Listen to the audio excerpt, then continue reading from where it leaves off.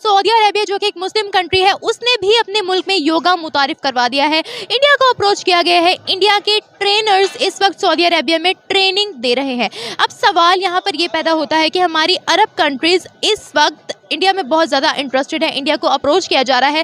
क्या वजूहात है कि हर गुजरते दिन, हर गुजरते पल, हर गुजरते लम्हे, हर गुजरते मिनट और घंटे के साथ साथ पाकिस्तान का जो मजाक उड़ रहा है। क्या अब हमारी गल्फ कंट्रीज में, हमारी अरब कंट्रीज में भी hello India goodbye Pakistan का ट्रेंड आम होने वाला है? राशन नहीं है, दवाइयाँ नहीं हैं, छत नहीं है, चारपाइयाँ नहीं हैं और वबाएं फूटी हुई हैं। अरब कंट्रीज जो है झुकाव उनका इंडिया की जानिब है। 8000 साल पुराना मंदिर सऊदी अरेबिया में बरामद हुआ, लेकिन उसकी रिस्पेक्ट की गई, हिंदुत्व की रिस्पेक्ट की गई, इंडिया की रिस्पेक्ट की गई और उसको नहीं तोड़ा गया। पूरी दुनिया में इस वक्त हमारा मजाक उड़ रहा है, पूरी दुनिया में। बल्कि जो आपने वो उस दिन वो अगले दिन जो वीडियो देखी कि 1-1 किलो आटे के लिए वहां लड़कियों की इज्जतों से खेला जा रहा है। और इंडिया जो है उसकी सिविलाइजेशन जो है यू नो वेरी वेल, और उसकी कल्चरल वैल्यूज़ हों और या फिर आप योगा पॉइंटों से बात करें तो ये बहुत पुराने उनकी आसन हैं। पाकिस्तान को अंदर से जितना खतरा है आज उतना कभी बाहर से नहीं था। इंडिया की लीडरशिप देखें, वो लोग अपने कंट्री के लिए कर रहे हैं, ट्रेनिंग दे रहे हैं।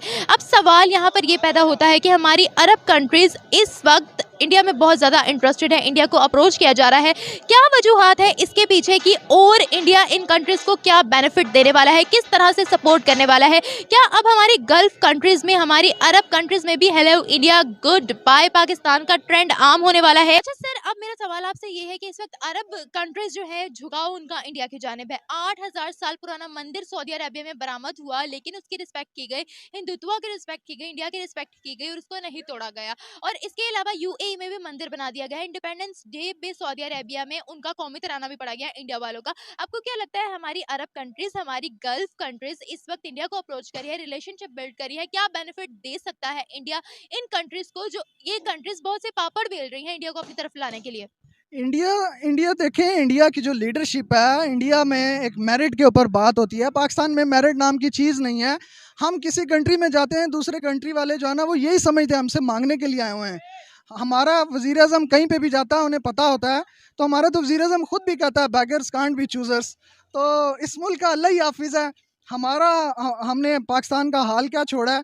बात सिर्फ यही है कि हमारे जितने भी प्राइम मिनिस्टर्स हैं, मैं ऑन मीडिया ऑन उसके ऊपर कहना चाहूँगा कि ये सारे डमीज़ हैं। इन सब को जो है ना, जो हैंडलर्स हैं, न्यूट्रल्स हैं, जब अपनी जो है ना इनको पसंद करते हैं, इनको अपनी गोदी में बिठा देते हैं तो वज़ीर आज़म है, जब इनको उतार देते हैं वज़ीर आज़म शिप से उतर जाते हैं। इंडिया की बात कीजिए, क्योंकि हम देखते हैं कि foreign countries, Muslim countries, non Muslim countries दोनों ही इस वक्त इंडिया के पीछे जो है लगी हुई हैं कि किसी तरीके से इंडिया हमारे सपोर्ट पर खड़ा हो जाए। क्या ऐसी वजूहात है?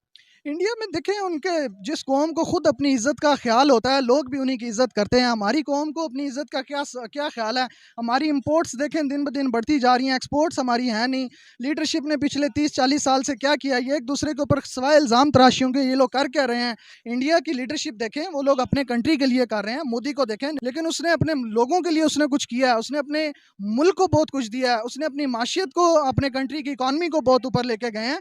उनके जो इंटरनेशनल रिलेशंस हैं वो पाकिस्तान से कहीं ज़्यादा, उनकी एक्सपोर्ट्स डे बाय डे बढ़ रही हैं, इंपोर्ट्स कम है। इस वजह से इंडिया ऊपर जा रहा है और हमारे यहाँ हमारी अपनी कोई प्रोडक्ट नहीं है, हमें हर चीज़ इंपोर्ट करनी पड़ती है, जिसकी वजह से लोग हमारे पास है क्या, लोग हमसे तलक क्यों रखें? हमारे पास बेचने के लिए कोई चीज़ ही नहीं है, लोग हमसे क्यों तलक रखेंगे?